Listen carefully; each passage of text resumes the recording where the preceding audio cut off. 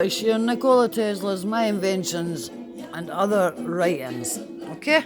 Right, and I'm just going to go right in here to page, obviously 69.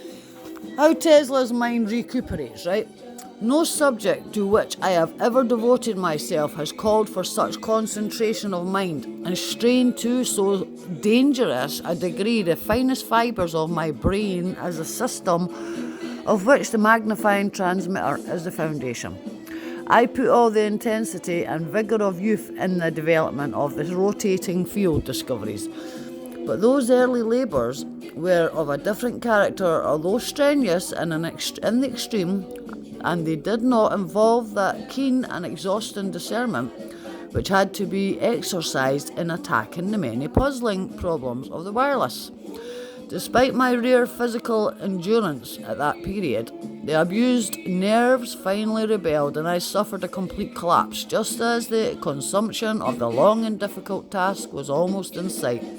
Without doubt, I would have paid a greater penalty later, and very likely my career would have been prematurely terminated, had not Providence equipped me with a safety device, which he seemed to improve with advancing years and unfailing comes into play. When my forces are at an end, so long as it operates, I am safe from danger due to overwork, which threatens other inventors, and incidentally, I need no vacations, which are indispensable to most people. When I am all but used up, I simply do as, forgive me for this word please, as the darkies, who naturally fall asleep while white folks worry. To venture a theory out of my sphere, the body probably accumulates little by little a quantity of some toxic agent, and I sink into a nearly lethargic state which lasts half an hour to the minute. Upon awakening, I have the sensation as though the events immediately preceding had occurred very long ago, and if I attempted to continue the interrupted train of thought, I feel a veritable mental nausea.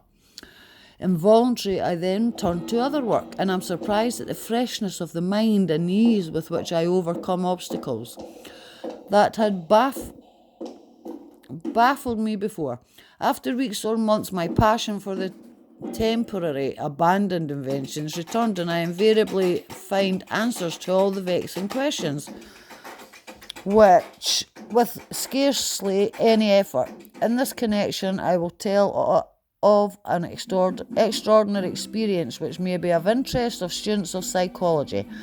I had produced a striking phenomenon with my grounded transmitter and was endeavouring to ascertain its true significance in relation to the currents propagated through the earth.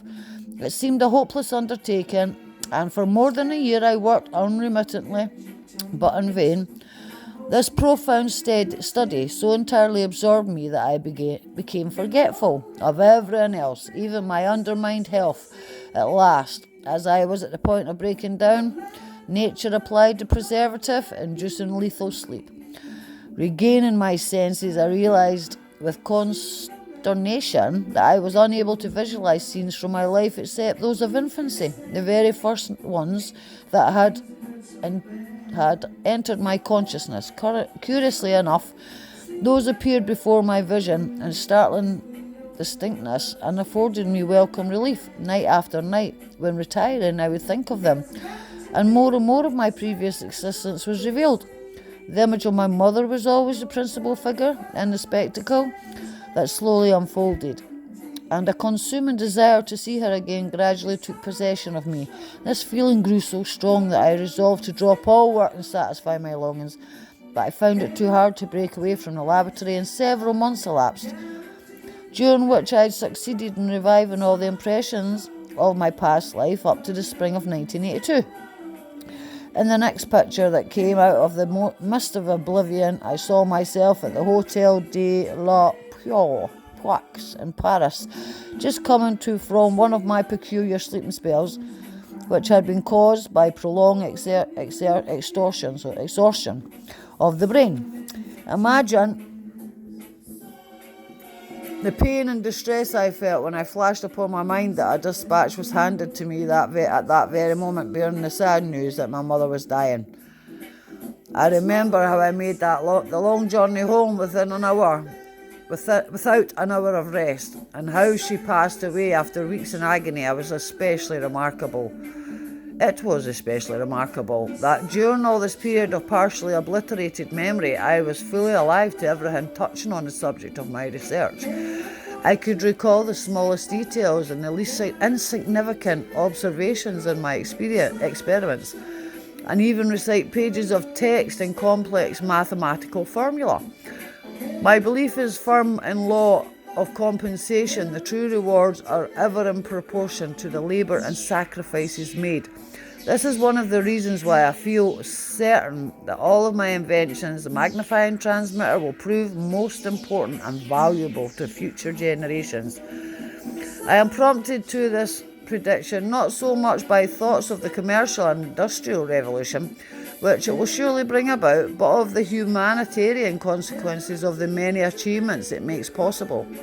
Considerations of mere utility weigh little in the balance against the higher benefits of civilization. They are confronted with portentous I can't say that word, problems which cannot be solved just by providing for our material existence, however abundantly. On the contrary, progress in this direction is fraught with hazards and perils not less menacing than those born from want and suffering. If we were to release the energy of atoms or discover some other way of developing cheap and unlimited power at any point on the globe, this accomplishment, instead of being a blessing, might bring disaster to mankind and give rise to dissension and anarchy, which would ultimately result in the enthronement of the hated regime of force. The greatest good will come from technical improvements tending to unification and harmony, and my wireless transmitter is preeminently such. By its means, the human voice and likeness will be reproduced everywhere in factories, driven thousands of miles from waterfalls, furnishing the power. Aerial machines will be propelled around the earth without a stop, and the sun's energy controlled to create lakes and rivers for motive purposes, and transformation of arid deserts into fertile land. Its introduction for telegraphic, telephonic, and similar uses will automatically cut out the statics and all other interferences which at present impose. So he already had all this in his head away back then. Right, limits to the application of the wireless. This is a timely topic on which a few words might be amiss, right? So next I'll read Tesla raps static men vigorously. You ken who they are, eh?